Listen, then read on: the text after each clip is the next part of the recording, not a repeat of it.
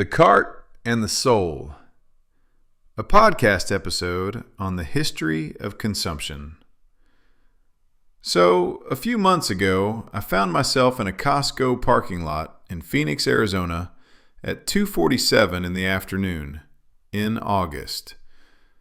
Which, if you've never experienced it, is like being inside a convection oven wearing a sweater made of wet wool. I'm talking 114 degrees. The asphalt is literally soft under your feet. You can feel it give. And the heat is coming at you from everywhere.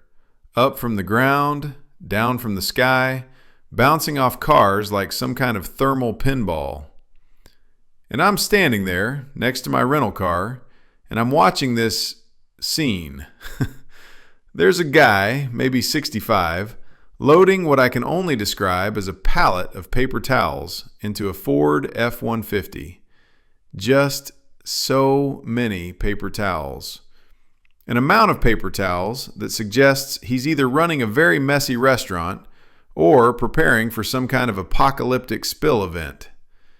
And next to him, there's a woman in yoga pants and a visor, and she's got a cart. One of those massive Costco carts that's basically a small shipping container on wheels. And it's just overflowing. Rotisserie chickens, a kayak, what I'm pretty sure was a gazebo, and like 7 boxes of those little individually wrapped cheeses. And I'm watching this, sweating through my shirt in a way that I'm not proud of, and I have this thought, this weird out-of-body thought. I think, what would someone from the year 1200 make of this? Like, genuinely. Imagine you're a medieval peasant. You spend your days in the fields. You own maybe 3 things: a tunic, a pot, and some complicated feelings about the local lord. And then suddenly, boom, you're in this parking lot in Phoenix. You see buildings the size of cathedrals, except instead of God, they're filled with bulk mayonnaise and patio furniture. You see people who are clearly not nobility, like obviously not, loading up carts with enough goods to supply a small village for a year. And they're doing it casually. They're on their phones. They're annoyed about the wait. What would you think? Honestly, I think you'd assume this was either heaven or some kind of fever dream brought on by the plague. And here's the detail that stuck with me. The parking lot at Costco is arranged in a very specific way. There are these lanes, and everyone knows the rules. You take a cart, you fill it, you pay, you leave. It's choreographed. It's almost ritualistic. And it hit me that this, the Costco parking lot in Arizona in August, this is one of the most important spaces in human history. Not because of what it sells, but because of what it represents. See, that parking lot is the end point of a story that started, I don't know, maybe 10,000 years ago, when the first human traded a flint tool for a piece of meat. Or maybe it started earlier than that, when we first began to want things we didn't strictly need. When we looked at a shell or a feather and thought, I want that. Not to eat, not to use, just to have. And that impulse, that desire to acquire, to own, to consume, it's shaped everything. Wars, empires, religions, love affairs, your choice of sneakers, my weird relationship with buying books I'll never read. It's all connected. Anyway, today we're talking about consumption, the history of it, the philosophy of it, the weirdness of it. And here's the thing. I don't think we understand it nearly as well as we think we do. Alright, so let me tell you what we're actually doing today, because this is a big one. We're going to trace the history of how humans consume. Which sounds simple, right? People need stuff, people get stuff. Story over. But no, it's so much stranger and more complicated than that. Because here's the question at the heart of all of this. Why do we want what we want? Is it because we need it? Is it because we're trying to survive? That's what Aristotle thought. He had this whole framework about the household, about providing for genuine needs. And for most of human history, that's more or less how we thought about it. You consume because you must. Food, shelter, clothing, the basics. But then something changed. And I'm not even talking about the Industrial Revolution. That's actually later in the story. I'm talking about something subtler, something that happened in how we think about consuming. At some point, we started buying things not just because we needed them, but because of what owning them meant. Status, identity, belonging. There's this guy named Thorstein Veblen. We'll get to him. And in 1899, he wrote this book called The Theory of the Leisure Class. And he gave us this term, conspicuous consumption. The idea that we buy things specifically to show off, to signal our place in the social hierarchy. And that was a bombshell, because it reframed consumption as communication. But even Veblen didn't see what was coming. He couldn't have imagined a world where consumption wouldn't just be about signaling status, but about constructing identity, where the things you buy don't just show who you are, they make you who you are. And that's where we are now. That's the 21st century. We live in a world where your purchases are statements, where brands are tribes, where shopping is, and I say this without exaggeration, one of the primary ways we participate in culture. So by the end of this episode, here's what I'm promising you. You're going to see your own shopping cart differently. You're going to understand why you feel a little thrill when you buy something new, and maybe a little shame afterward. You're going to see how this urge that feels so personal, so individual, is actually shaped by thousands of years of history, philosophy, economics, and psychology. And you might get a little uncomfortable, because once you see it, you can't unsee it.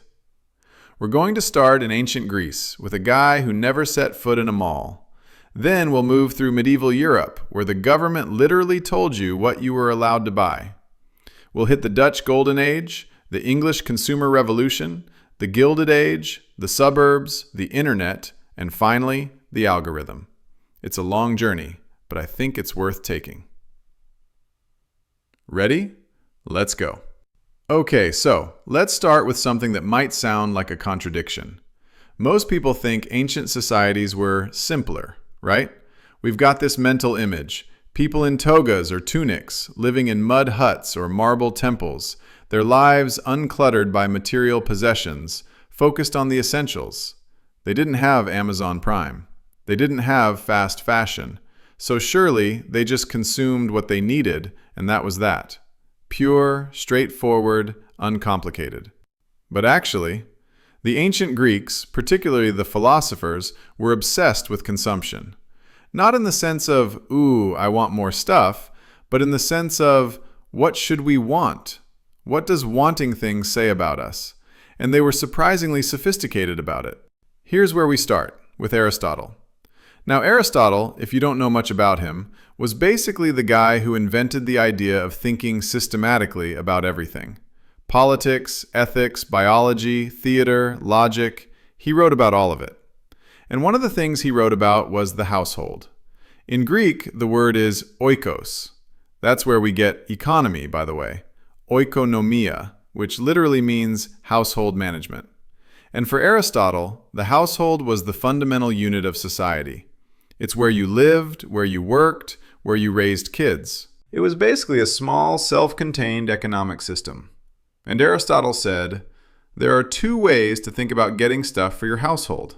The first is what he called natural acquisition. This is when you get things because you genuinely need them. Food, shelter, clothing, the stuff that keeps you alive and allows your household to function. And for Aristotle, this is good. This is as it should be.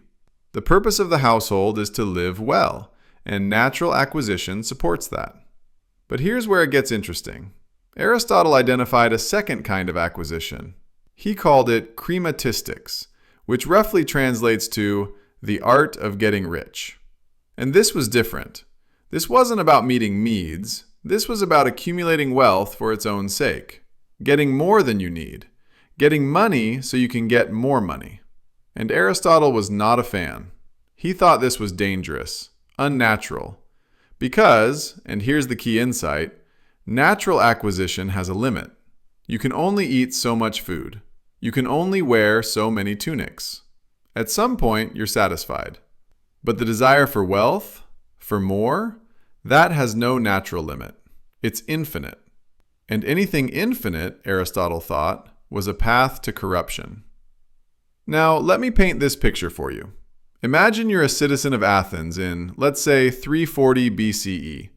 You're fairly well off. You've got a house, some land, maybe some slaves. And yes, we have to acknowledge that. Athenian society was deeply dependent on slavery, which is horrifying, but we can't understand them if we pretend otherwise. You go to the agora, the marketplace, you buy olive oil, you buy some fish, you maybe pick up a nice piece of pottery. And the thing is, you know everyone. The potter who made that jug, you've known him for years. The fish seller, he's from a family that's been doing this for generations. Transactions are personal. They're embedded in relationships. You're not an anonymous consumer picking items off a shelf. You're a member of a community, engaging in exchange. And there's this idea floating around, partly from Aristotle, partly from the culture in general, that too much focus on acquisition is unseemly. It's vulgar. It's the kind of thing merchants and traders do. And merchants and traders, in the Athenian worldview, are kind of suspicious. They're not rooted. They're not citizens in the fullest sense. They're too interested in money. So for Aristotle and his contemporaries, consumption was bounded by purpose. You consume in order to live well. You don't live in order to consume. See the difference? The relationship is instrumental. Consumption is a means, not an end. And here's what's wild. This idea persisted for centuries. Like the basic Aristotelian framework, there are real needs, and then there's this dangerous excess beyond them. You can trace it all the way through Roman philosophy, through early Christian theology, through medieval thought. The specifics change, but the structure stays the same. When medieval theologians talked about avarice, greed, as one of the 7 deadly sins, they were drawing on Aristotle. The idea that unlimited desire for material goods is spiritually corrosive, that's Aristotelian at its root. When Thomas Aquinas in the 13th century talked about the just price, the idea that there's a fair, natural price for goods that shouldn't be corrupted by greed or manipulation, he's working within that same tradition. So here's the thing, and this is where I want you to start feeling a little destabilized. We take it for granted that wanting more is normal, natural. The American dream is basically predicated on it, right? Work hard, get more, climb the ladder. But for most of human history, in most societies, the idea of unlimited acquisition was seen as a problem, not a goal, a warning sign, a symptom of disordered desire. Next time you're scrolling through Amazon at 11 p.m., adding things to your cart that you don't really need, maybe pause for a second and imagine Aristotle looking over your shoulder, just standing there, toga draped, beard magnificent, saying, "This contributes to your flourishing." How exactly? I'm kidding, sort of, but also not entirely. So what does this tell us? Maybe that the guilt we sometimes feel about consumption, the vague sense that we have too much, that we're distracted by stuff, it's not new, it's ancient. It's baked into Western thought from the very beginning. We've been worrying about this for 2,500 years. But also, it makes you wonder, if the needs-only framework was so dominant for so long, what changed? How did we get from Aristotle's bounded household to, well, this? That's where we're headed next. Okay, I want to do something a little unusual here. I want you to imagine a world where the government tells you what you're allowed to buy, not for safety reasons, like you can't buy uranium, but for social reasons. Imagine a world where what you wear, what you eat, what you own is regulated by law according to your social rank, where if you're a merchant, you literally cannot buy certain fabrics because they're reserved for nobility, where colors are restricted by class, where owning the wrong kind of jewelry could get you fined, or worse. This sounds dystopian, right? Like something out of a YA novel. But here's the thing. This was normal for most of European history. We call them sumptuary laws, and they were everywhere. Most people today have never heard of sumptuary laws, but if you lived in medieval England, Renaissance Italy, or even colonial America, you would have known exactly what they were, because they shaped what you could wear, eat, and display. The word comes from the Latin sumptus, meaning expenditure, and the basic idea was this. Consumption should reflect your place in the social order. If you're a peasant, you dress like a peasant. If you're a lord, you dress like a lord, and the boundary between them should be visible. Let me give you some specific examples. In 14th century England, there were laws dictating who could wear fur and what kind. Ermine was reserved for royalty. Lesser nobles could wear miniver. And everyone else? No fur for you. Sorry. In Renaissance Florence, and this is one of my favorite examples, there were regulations about women's clothing that were incredibly specific. How many rings you could wear, what kind of sleeves were permitted, even the length of your train. And there were actual enforcement officers called the officials of decency. Can you imagine? There's a guy whose job is to walk around Florence measuring sleeve length and counting buttons. One historian, her name is Catherine Covesi-Killerby, and she wrote a whole book on this. She found records of women being fined for wearing prohibited clothing, and sometimes getting into arguments with the officials about whether their dress was technically within the rules.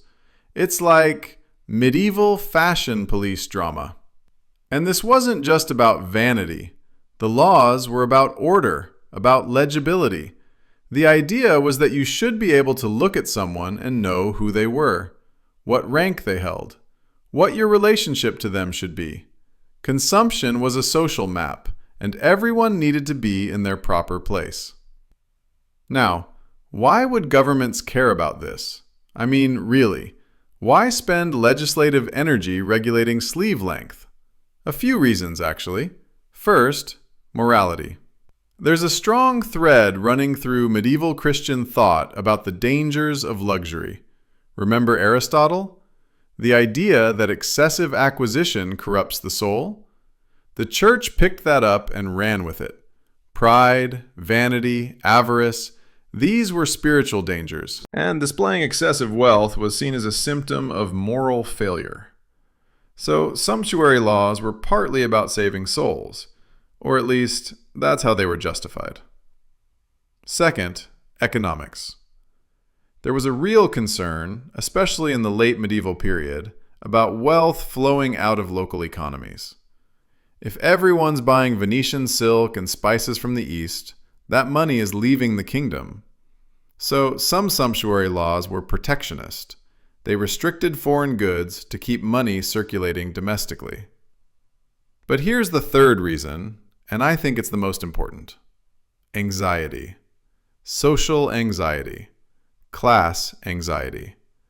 The fear that the old order was breaking down. See, here's what was happening. Starting in the late medieval period and accelerating through the Renaissance, something was shifting. The old feudal categories were getting blurry.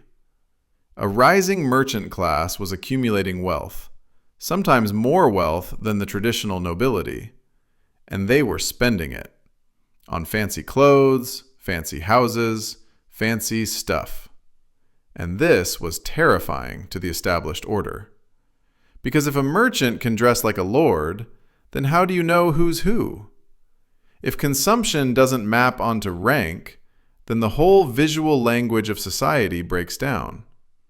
Sumptuary laws were, in many ways, a desperate attempt to hold back this tide, to legislate social legibility, to say, no, you cannot dress above your station, no matter how much money you have. And the fascinating thing is, they didn't work. Or at least, not for long. You can find records from city after city, decade after decade, of sumptuary laws being passed, revised, expanded, reenacted, which tells you that people were constantly violating them. The laws were a symptom of the very problem they were trying to solve. The fact that you need a law tells you the behavior is already happening. Okay, personal anecdote time. A few years ago, I was at a wedding in the South. Beautiful wedding, very fancy. And I wore this blue suit that I was pretty proud of. Like, I'd splurged a little. It was a good suit. And I'm at the reception, and this guy comes up to me. Older guy, clearly wealthy, wearing what I can only describe as an aggressively expensive watch. And he looks at my suit, and he says, and I quote, "Nice suit. You buy that yourself?" And I didn't know what to say. Because what was he really asking? He was asking, can you actually afford that, or are you faking it? He was doing a kind of sumptuary law check, right there at the open bar. And I think about that moment a lot. Because even though we don't have formal sumptuary laws anymore, we have informal ones. We have a whole elaborate system of signals and countersignals, ways of displaying status and ways of reading status. Designer logos, vintage finds, the absence of logos, which is its own kind of signal.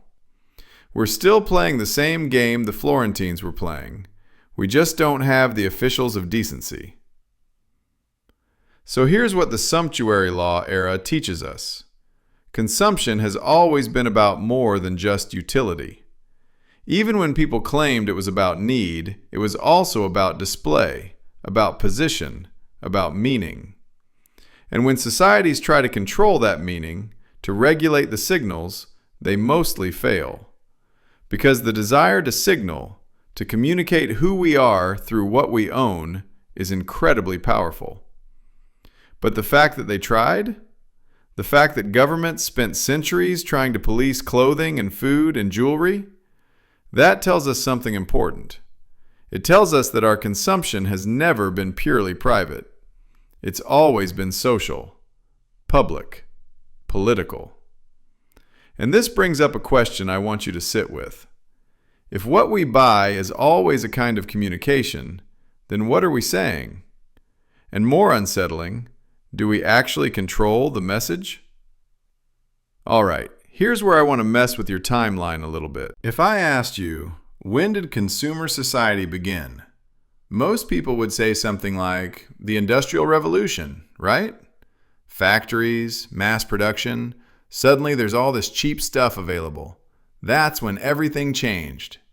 But actually, the consumer revolution, the real psychological and cultural shift toward mass consumption, happened before the Industrial Revolution, like a good century before. This is one of those, actually, it's recent moments, except in reverse. It's an, actually, it's older than you think moment. The transformation in how people consumed, how they thought about consumption, what they wanted and why, that was already happening in the 17th and 18th centuries. Factories just scaled it up. Let me take you to two places, the Dutch Republic in the 17th century and England in the 18th. First, Holland. Imagine it's 1650. You're in Amsterdam, which is basically the richest city on earth at this moment. The Dutch have built this incredible trading empire. Ships going everywhere, Asia, Africa, the Americas, and goods are pouring in. Spices, tea, coffee, sugar, tobacco, porcelain, cotton textiles, exotic woods. It's like the Amazon of the 17th century, except it's actual boats. And here's what's weird. The Dutch Republic doesn't have a traditional aristocracy. It's basically run by merchants. The people with money are the people in charge. So there's no cultural baggage about commercial activity being low class or vulgar. Making money is respectable, and spending it is too. So what do the Dutch do? They consume at an unprecedented level. Art historians talk about this.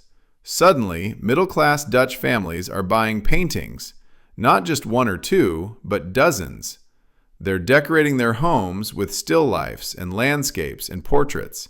There's a whole industry of painters producing work for a mass market art, in the 1600s. And it's not just art. It's furniture, it's textiles, it's ceramics.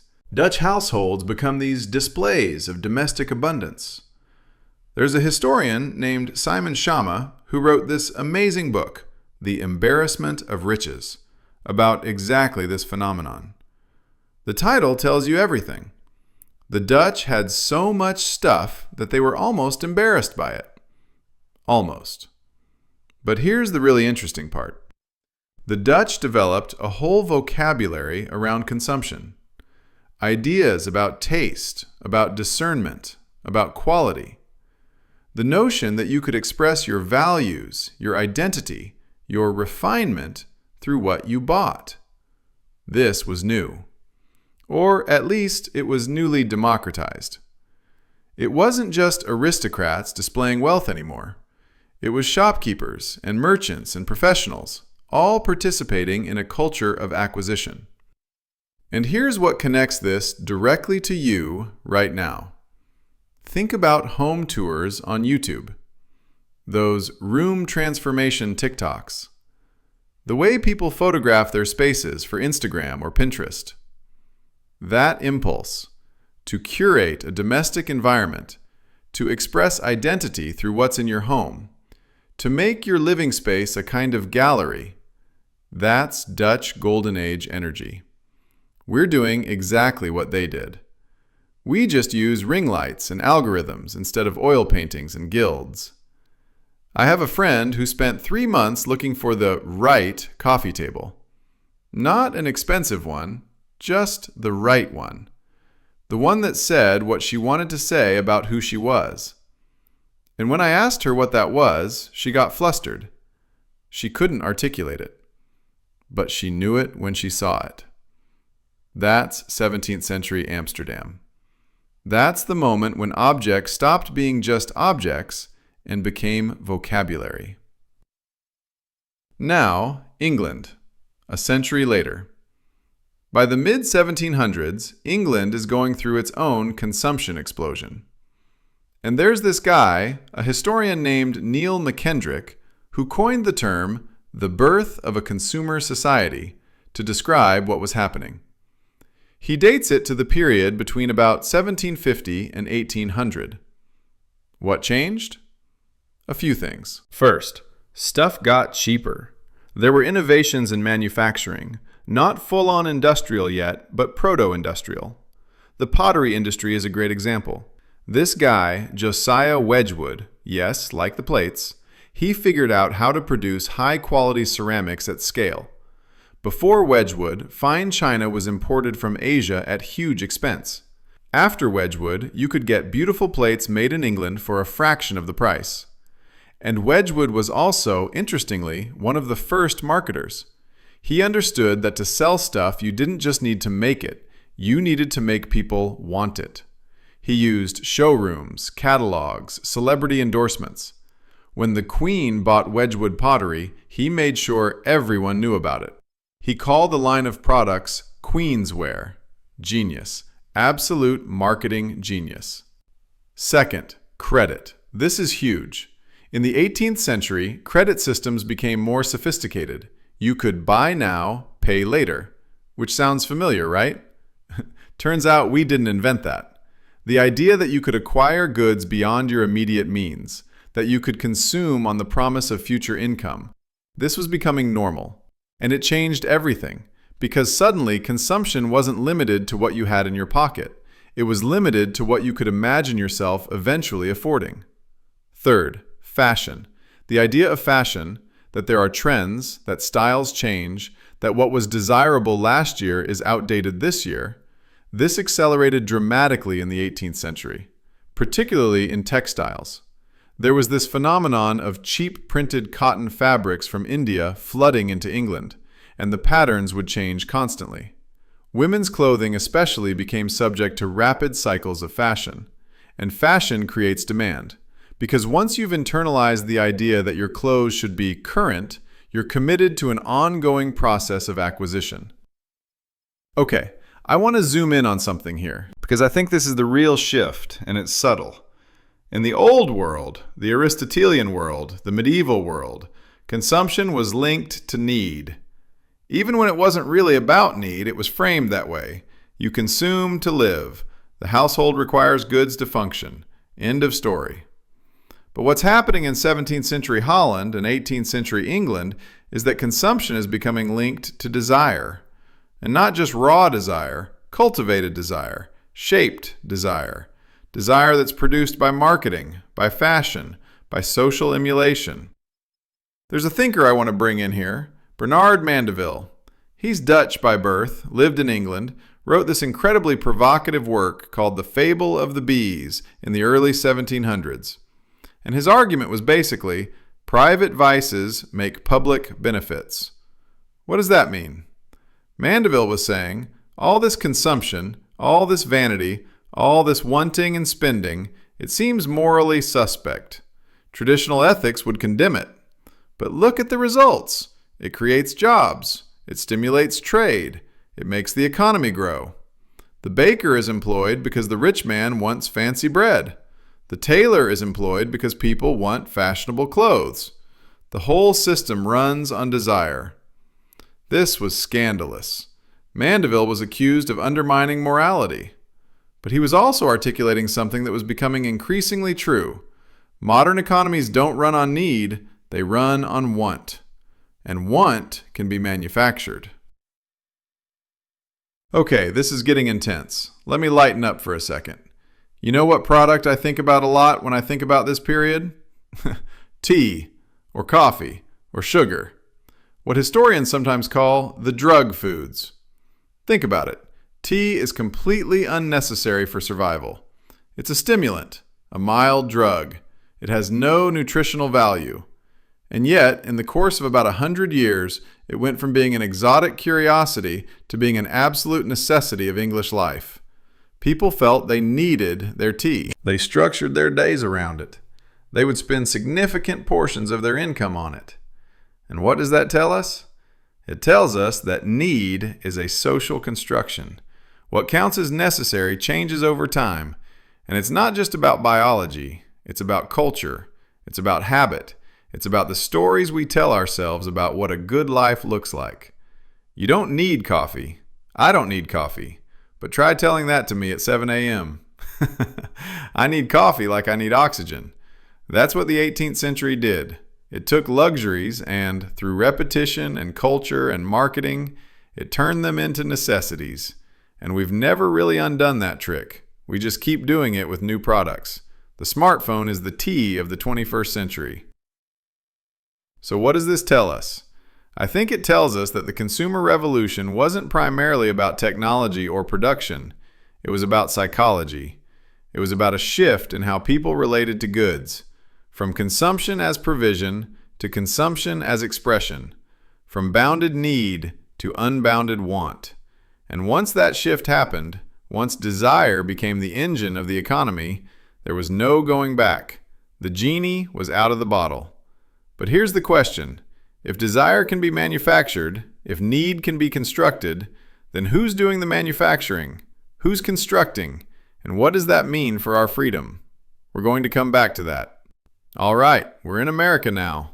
It's the late 1800s, the Gilded Age, and things are getting extra. You've got these fortunes being made, steel, railroads, oil, banking, and they're being made at a scale that human history has never seen. The Vanderbilts, the Carnegies, the Rockefellers, the Morgans.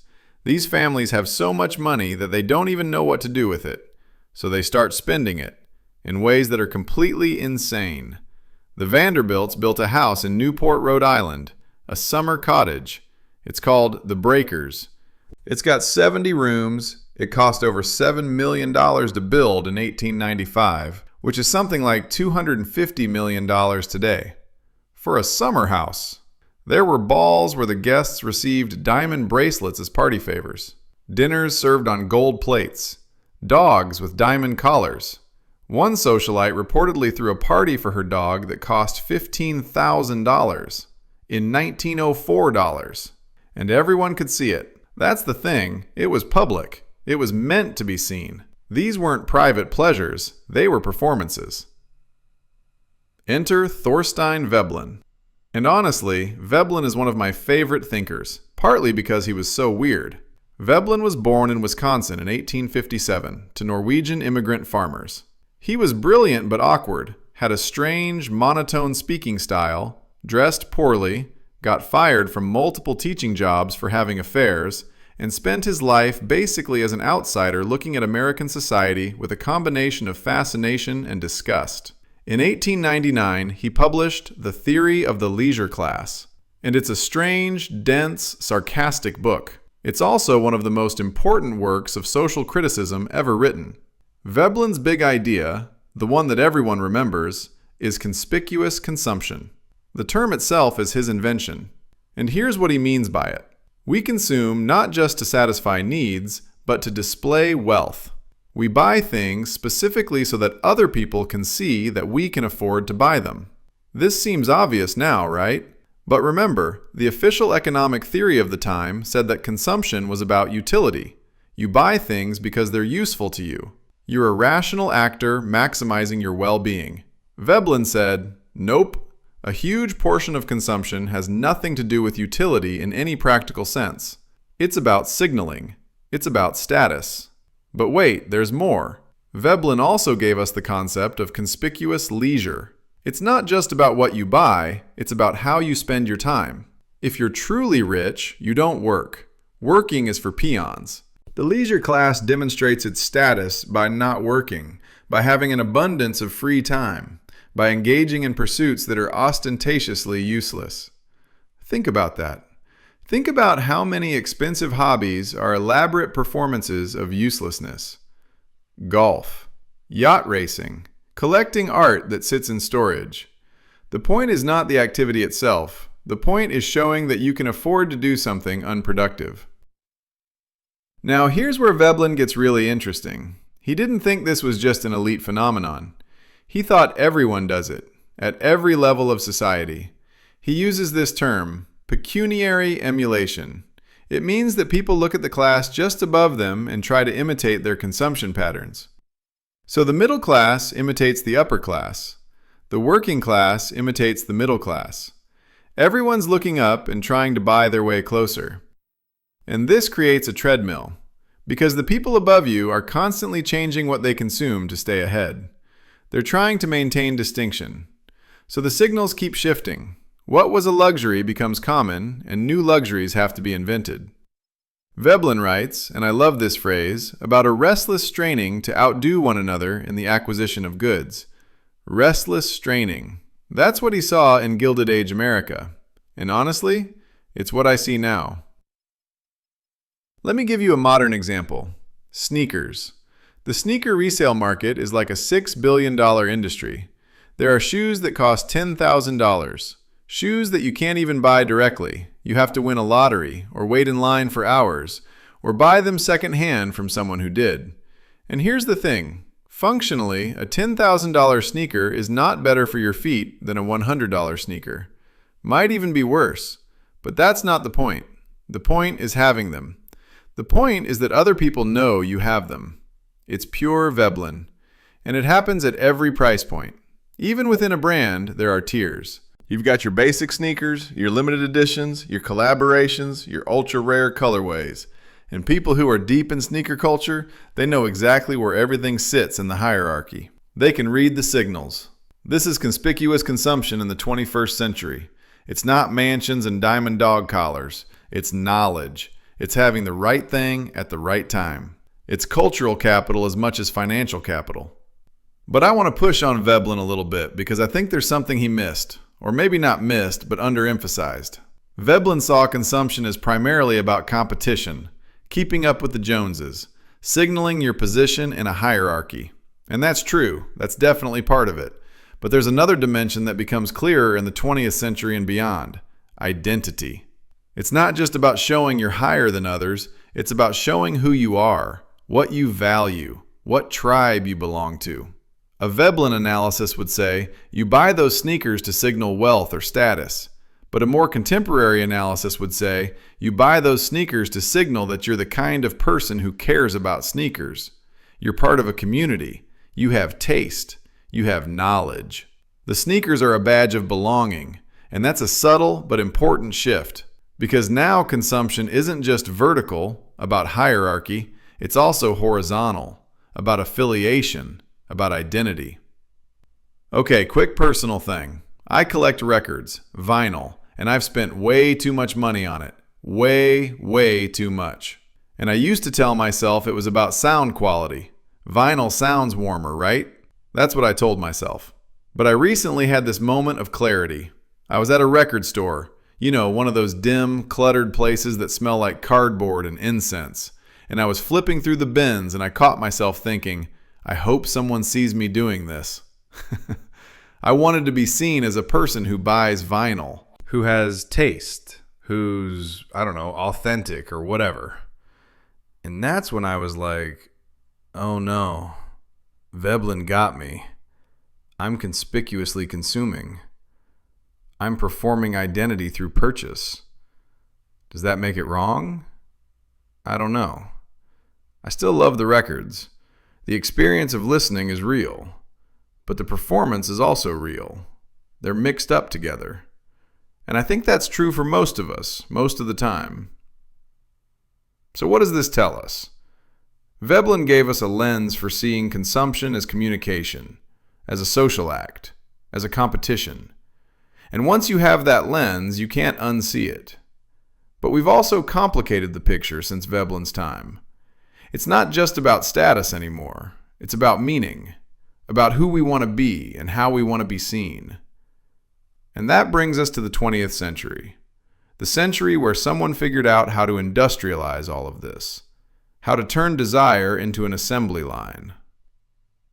Okay, we're going to shift gears here, because what happens in the 20th century, particularly in post-war America, is something qualitatively different. It's not just an intensification of what came before.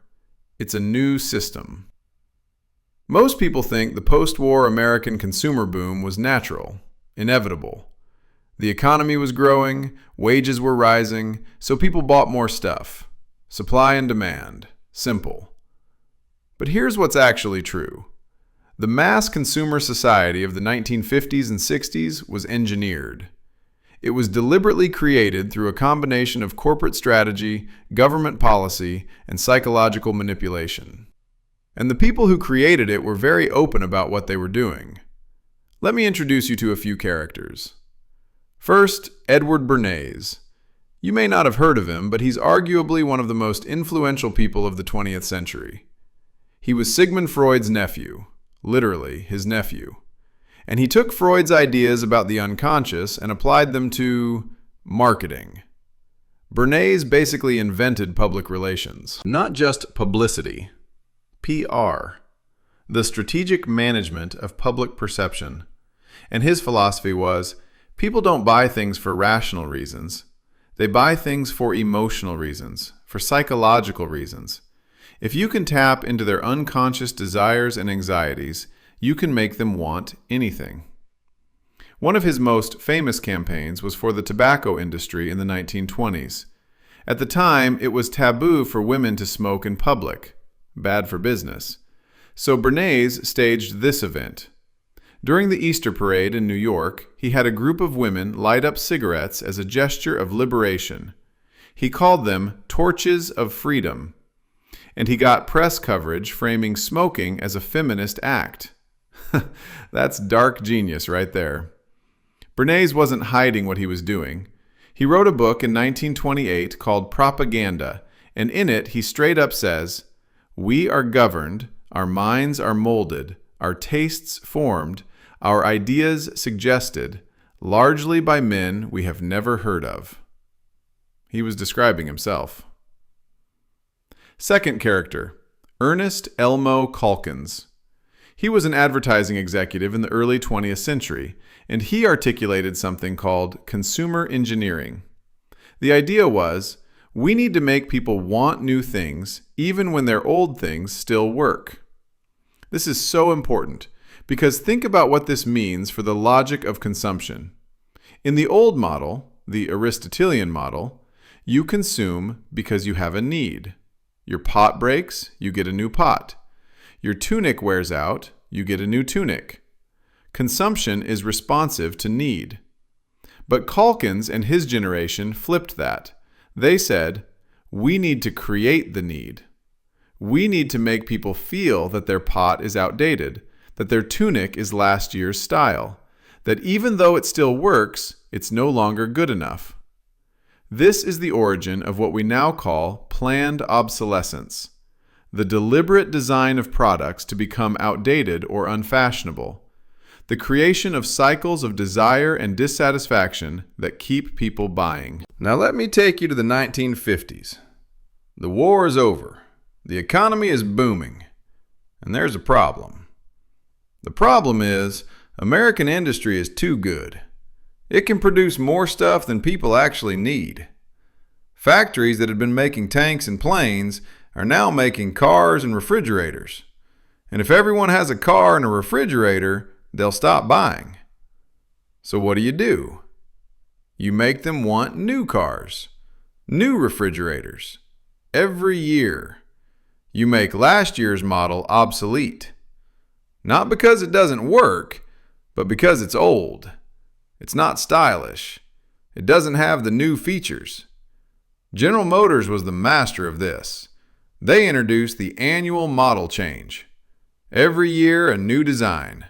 New fins, new chrome, new colors. The previous year's car was suddenly embarrassing, and people traded in and traded up, not because their car was worn out, but because they wanted to be current. Here's a quote that I think about all the time. It's from a retail analyst named Victor Lebeau, writing in 1955. He said, "Our enormously productive economy demands that we make consumption our way of life, that we convert the buying and use of goods into rituals, that we seek our spiritual satisfactions, our ego satisfactions, in consumption. We need things consumed, burned up, worn out, replaced, and discarded at an ever-increasing pace." Read that again. Make consumption our way of life. Spiritual satisfactions. Ego satisfactions. This guy is laying out the entire program. He's not being subtle. This is the explicit project. Turn consumption into the engine not just of the economy, but of identity. And how do you do that? A few ways. First, advertising. The 1950s and 60s saw an explosion in advertising.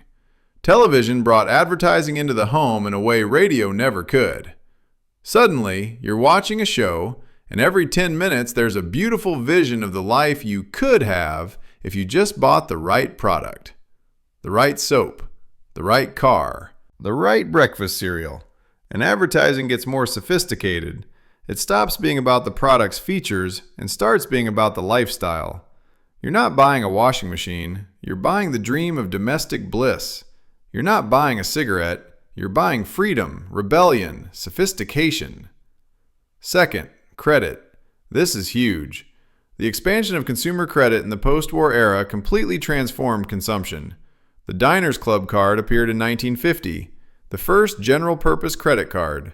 Suddenly, you could consume beyond your means. Desire no longer needed to wait for income. You could have it now. And this changed the psychology of consumption. It disconnected the pleasure of acquisition from the pain of payment. You get the thing, you feel good. The bill comes later, abstract, less real. This is a recipe for overconsumption. And it worked. Third, suburbanization.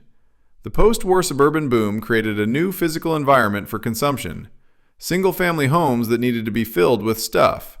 Lawns that needed mowers, garages that needed cars, kitchens that needed appliances. The suburban home was a consumption machine, and the government subsidized it through highway construction, through mortgage programs like the GI Bill, through tax policy that favored home ownership. So there was a whole system: advertising to create desire, credit to enable purchase, suburbs to require goods, and all of it driven by this imperative: keep people buying forever. Now, I want to be careful here, because it's easy to tell this as a story of manipulation. Evil corporations pulling strings, helpless consumers dancing like puppets. And there's truth to that, but it's not the whole truth. People weren't just duped. They wanted these things.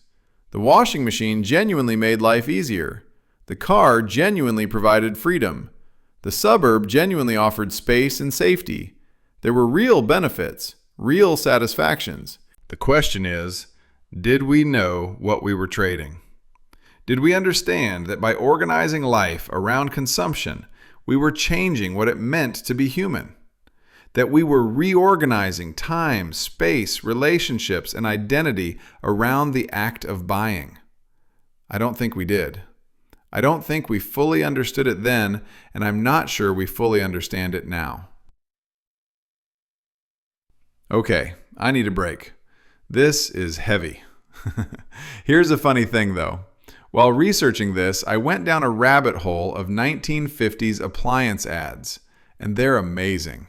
The language is so earnest, so optimistic. The housewife of tomorrow with her automatic kitchen. There's this one ad for a refrigerator, and it literally says, "At last, the convenience you deserve." Deserve. That's the word.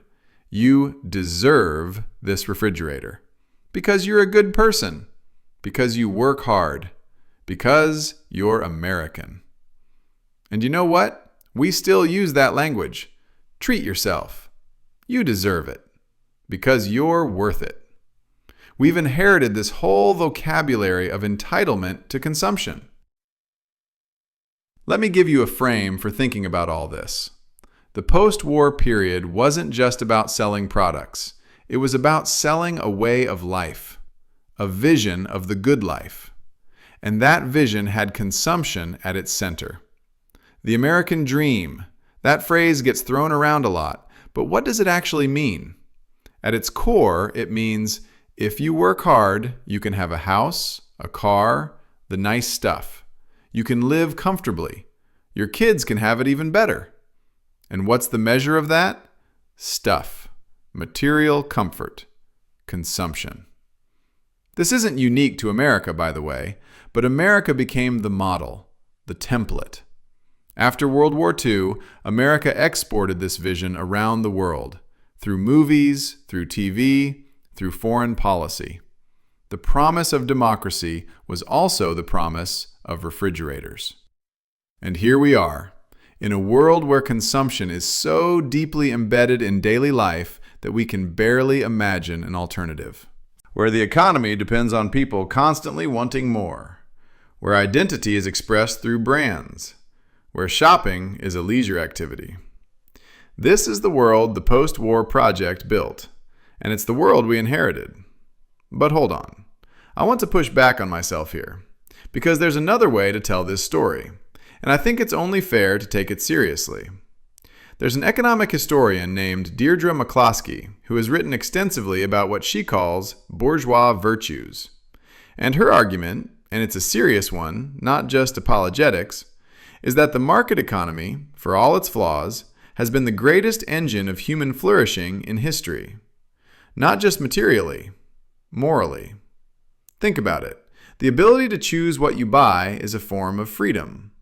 The explosion of consumer goods means that people who aren't aristocrats, ordinary people, working people, people like most of us, have access to comfort, beauty, and variety that were once reserved for royalty. The democratization of consumption isn't just about stuff.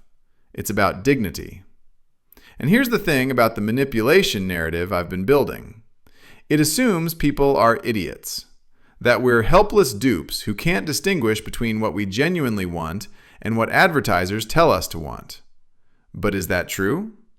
I don't know about you, but I've ignored thousands of ads. I've scrolled past infinite promotions.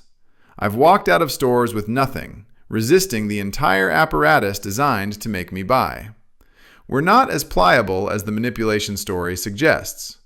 We have agency. We make choices. Sometimes those choices are influenced, sure, but influence isn't the same as control. There's a philosopher named Joseph Heath who makes this point sharply. He argues that critics of consumerism often fall into a kind of elitism, looking down at ordinary people's pleasures and saying, "You don't really want that. You've been fooled." But who gets to decide what counts as a real desire versus a manufactured one? Heath suggests that this distinction is often more about class snobbery than genuine insight. And I'll be honest, I feel the force of this critique. When I describe post-war consumerism as engineered, am I respecting people's choices or condescending to them? When I talk about manufactured desire, am I illuminating something real, or am I just flattering myself that I'm the one who sees through the illusion? The uncomfortable truth is, I don't fully know. What I think is true is that we're neither perfectly rational consumers making sovereign choices, nor helpless puppets dancing on Madison Avenue strings. We're something messier, something more human. We're influenced, but not determined. Shaped, but not controlled. We make real choices within systems that constrain and nudge and manipulate. And somehow, that's still us. Still agency. Still life. So the question isn't, are we manipulated? Yes or no? That's too simple. The question is, how much? In what ways? And what do we do with that knowledge? Okay, we're in the present now, or close to it. Let's talk about what happened next. Starting in the 1960s and accelerating through the 70s, 80s, and 90s, something shifted in the relationship between consumption and identity. And it's a shift that I think defines where we are today. Here's the thesis. We went from consuming for status to consuming as identity construction. What do I mean by that? In the Veblen model, you buy things to signal your place in a hierarchy. You're communicating wealth and status. But the underlying you is separate from what you buy. You exist, and then you acquire things that display your existing status. But what starts happening in the late 20th century is a blur. The things you buy don't just display who you are, they constitute who you are. You're not expressing a pre-existing self. You're building a self through consumption. Let me give you an example. Apple versus Microsoft. In the 1990s and 2000s, these weren't just competing companies. They were competing identities. They were Mac people and PC people, and you could tell them apart. They dressed differently, they had different values, they worked in different fields. Apple cultivated this brilliantly. Think about the "I'm a Mac, I'm a PC" ads. The Mac guy was young, casual, creative. The PC guy was stuffy, awkward, corporate. Apple wasn't selling a computer, they were selling you, the better, cooler, more creative version of you. And it worked. Buying a Mac became a statement. It said, "I'm not a drone, I'm an individual, I'm an artist." Even if you were just using it to check email. This is branding at its most powerful. The product becomes a mirror. You don't just buy the thing, you buy the story about yourself that the thing tells. And this happens everywhere now. Every product category has its identity valences. What car you drive, what phone you use, what sneakers you wear, what streaming services you subscribe to, what beer you drink, what coffee shop you go to. All of it is signaling. But it's not just signaling status, it's signaling identity, affiliations, values, tribe. There's a marketing term for this, brand personality. Brands have personalities.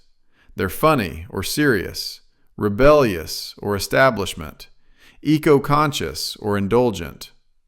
And you choose brands partly based on whether their personality matches the personality you want to project. You're not just buying a product, you're entering a relationship with a brand. You're affiliating with what it stands for. And in doing so, you're constructing a self. Now, I want to bring in a thinker here, Zygmunt Bauman. He was a Polish sociologist who wrote a lot about what he called liquid modernity. The idea that in contemporary life, everything is fluid, unstable, constantly changing. Bauman wrote about consumption as identity work. He said, "In a liquid world where traditional anchors of identity, family, religion, community, occupation, are all unstable, consumption becomes the primary way we construct and maintain a sense of self." And here's the key insight. Because identity through consumption is unstable, you have to keep consuming. You can't just buy a thing and be done. The self has to be continually refreshed. New purchases, new styles, new upgrades. This is why we feel that itch, that restlessness, that sense that what we have is somehow not enough. Not because we're greedy, but because consumption-based identity is inherently precarious. It needs constant maintenance. Let me put this more personally. Think about your social media. Think about what you post. It's curated, right? You're presenting a version of yourself. And a lot of that curation is about consumption. The places you go, the food you eat, the clothes you wear, the products you use. Instagram is basically a consumption identity machine. It's a platform for performing the self through what you buy, where you go, what you experience. And it's not just vanity, it's how we know each other now. When you meet someone new, you look at their Instagram. You're reading their consumption biography. And the algorithm knows this. It feeds you aspirational consumption. Here's a life you could have. Here's a self you could be. If only you bought the right things, went to the right places, ate at the right restaurants. Okay, here's where it gets really weird, because there's been a counter movement. Minimalism, decluttering, the tiny house thing, Marie Kondo.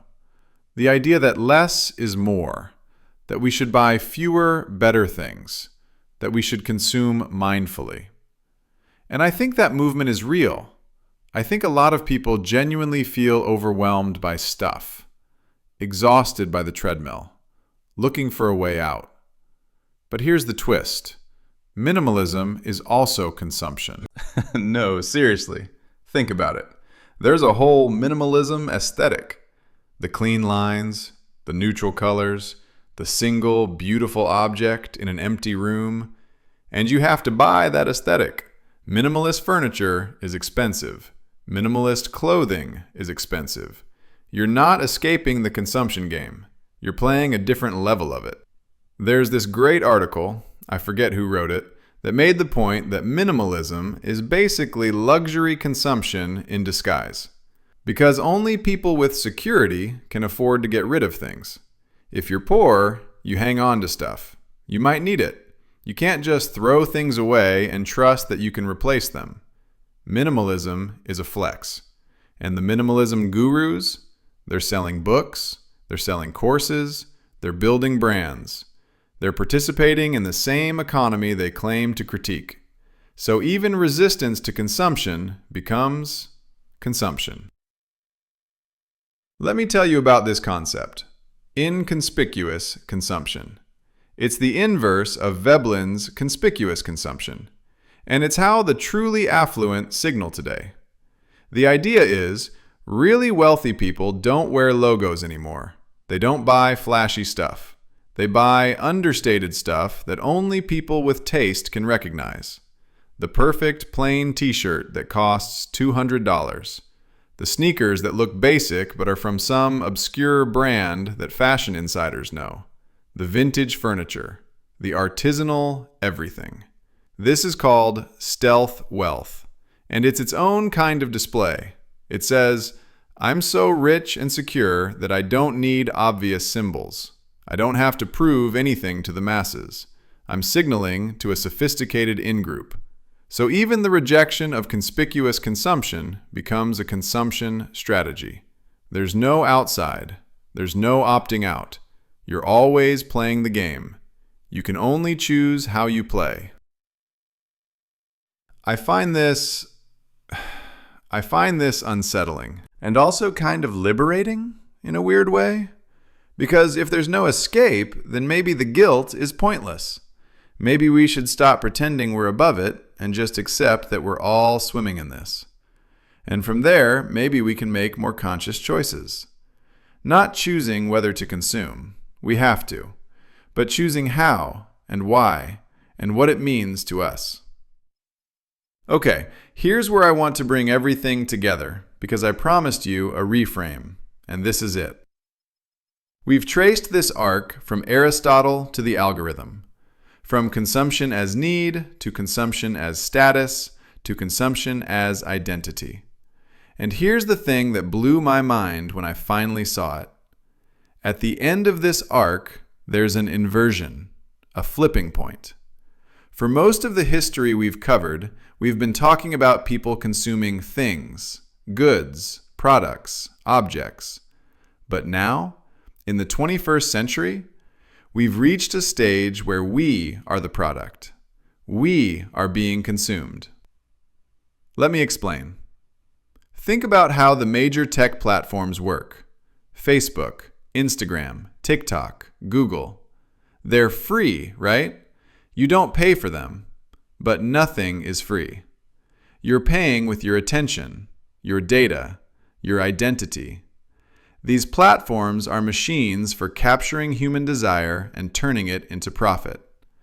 They study what you click on, what you look at, how long you look at it. They build profiles of you. And then they sell access to those profiles to advertisers. You're not the customer. You're the product. The thing being consumed is your attention, your time, your psychological vulnerabilities. And the goal of these platforms is to maximize engagement, which means keep you scrolling, keep you wanting, keep you in a state of manufactured desire. It's Bernays on steroids.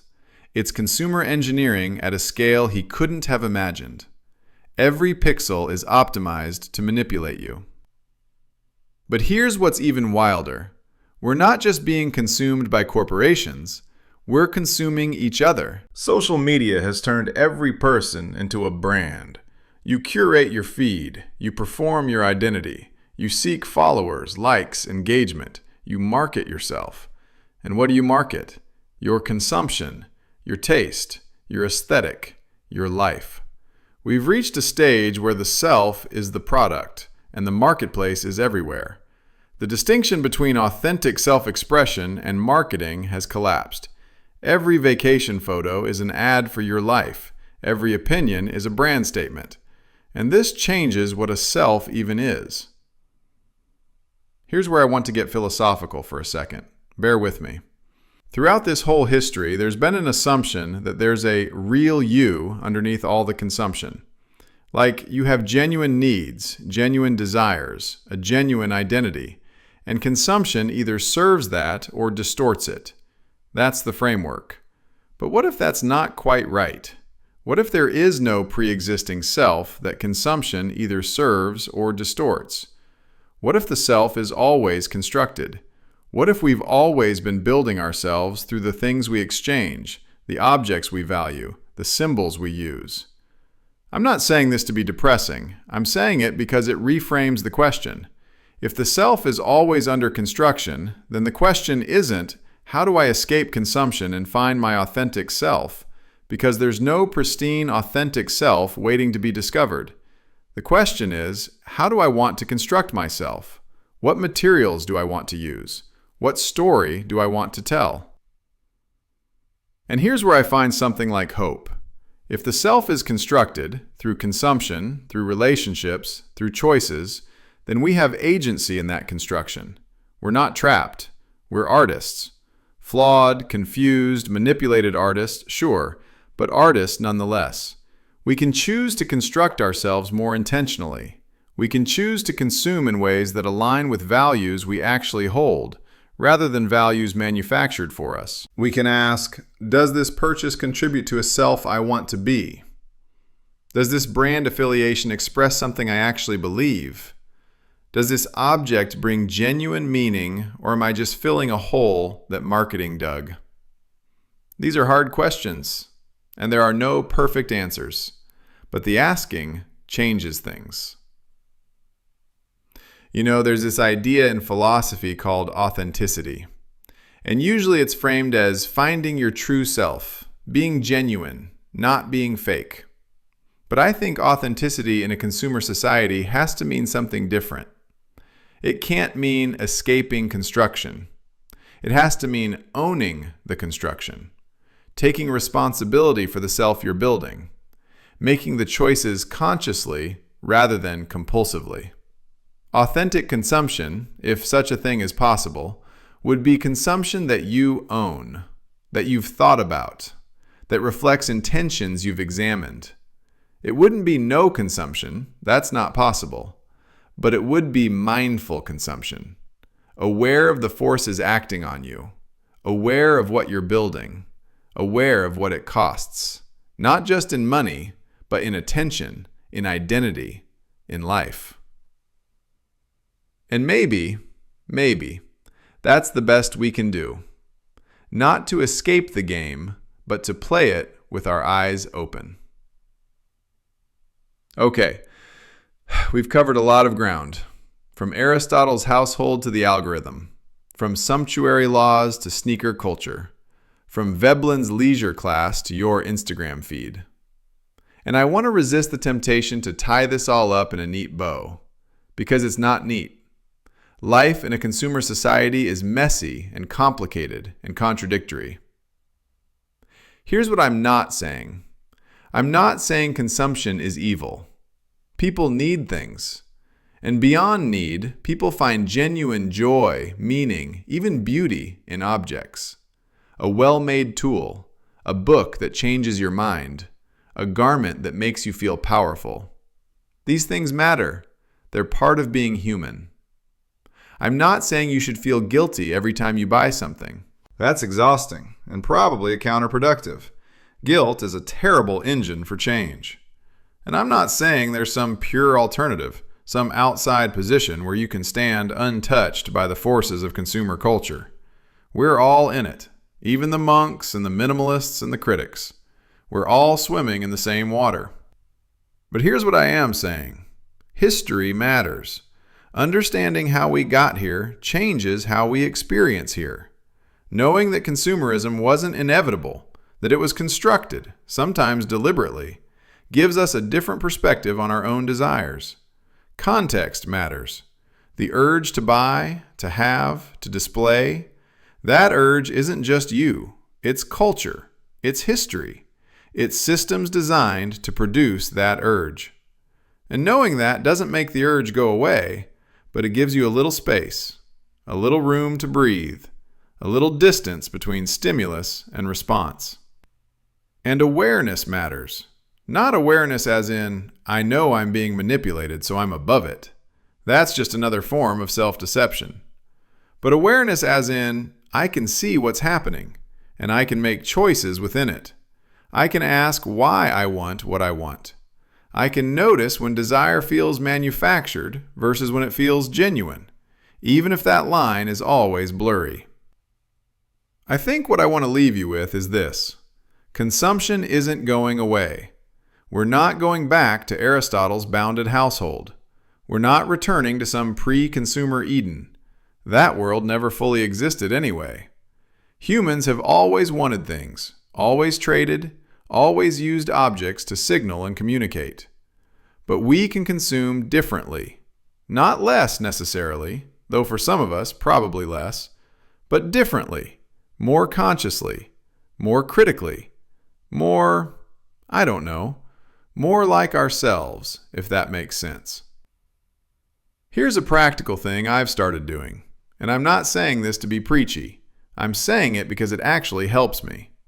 When I want to buy something, I wait. Like I put it in my cart, or I bookmark it, or I write it down. And I wait 3 days, sometimes a week. And I ask myself, do I still want this? Why do I want it? What am I hoping it will do for me? And about half the time, the desire just evaporates. It was an impulse, a mood, a response to an algorithm showing me something at exactly the right moment when I was bored or lonely or feeling inadequate. And when the moment passes, the desire passes too. The other half of the time, I still want it, and I buy it. And that's fine. That's not failure. That's just living in the world. But that pause, that moment of reflection, it creates a tiny space of freedom, a sliver of agency in a system designed to minimize agency. And look, I'm not consistent about this. I still impulse buy. I still get caught up in wanting things I don't need. I still perform my identity through consumption. I'm not enlightened. I'm just trying to hold the complexity. Because that's what this whole episode has been about, really. Holding the complexity. Not pretending consumption is simple. Either simply good or simply evil. Not pretending we can escape it. Not pretending it doesn't shape us. Just seeing it. Seeing what it is. Seeing how it got this way. And from that seeing, maybe finding a little more room to choose. Here's another thing I've started doing. Advertising forensics. When I see an ad, on my phone, on a billboard, wherever, I try to reverse engineer it. What emotion is it targeting? What insecurity is it exploiting? What version of myself is it selling me? It sounds nerdy. It is nerdy. But it creates this strange distance. The ad becomes an object of study rather than something that just washes over me. And once you start doing this, you see the tricks everywhere. The limited time offer creating false scarcity. The people like you also bought generating social proof. The aspirational lifestyle that's always just slightly out of reach. It's like learning how magic tricks work. You can still enjoy the show, you're just not fooled by it. One more. I've started asking people what their favorite possessions are and why. Not in a judgmental way, just curious. What do you own that genuinely brings you joy? And here's what's interesting. The things people treasure are almost never the most expensive things. They're things with stories, things connected to people, things that mean something beyond their function. My grandmother's watch that doesn't work, a chipped mug from a trip that changed my life, the beat-up chair my friend made in her first year of woodworking. Which makes me think the goal isn't buying more or buying less. It's buying meaning. Finding the objects that actually matter to you. Not to the algorithm, not to your social feed, but to you. And probably you already know what those things are. The question is whether you can hear that knowing over all the noise. One more thought, and then I'll let you go. I keep coming back to this image of the medieval peasant in the Costco parking lot. The one I mentioned at the very beginning. And I think the reason that image haunts me is that we are that peasant. We just can't see it because we're inside the picture. We live in conditions of material abundance that would have seemed miraculous to almost everyone who ever lived before us. And I don't just mean the wealthy, I mean ordinary people in developed countries. We have access to goods, to variety, to choice that medieval kings couldn't have dreamed of. And we're not that happy? I mean, we're fine, but we're not proportionally happy. You'd think that with all this stuff, with all this choice, with all this abundance, we'd be ecstatic all the time. And we're not. We're anxious. We're restless. We're always wanting the next thing. And I think that disconnect between what we have and how we feel is telling us something. It's telling us that consumption can't actually do what we're asking it to do. It can't make us whole. It can't make us complete. It can give us comfort, convenience, pleasure, genuine goods, all of them. But it can't give us meaning. It can't give us identity, not really. It can't give us belonging. Those things have to come from somewhere else, from relationships, from work that matters, from being part of something larger than ourselves, from the things that aren't for sale. So, what now? I guess my hope, and this is just for myself as much as for you, is that we can appreciate what consumption gives us without expecting it to give us everything. That we can participate in consumer culture without being consumed by it. That we can buy things, enjoy things, even love things, while also knowing that we're more than what we buy. That feels possible. Hard, but possible. And that's enough for me. Okay, that was a lot. Thank you for staying with me. We went from ancient Greece to the Costco parking lot, from Aristotle's household to your Instagram feed, from sumptuary laws to sneaker drops, from Veblen's gold-plated dog collars to the algorithm in your pocket. And I really hope, that you see your own consumption a little differently now. Not with guilt, not with shame, just with clarity, with historical perspective, with a sense of how strange and interesting and complicated this all is.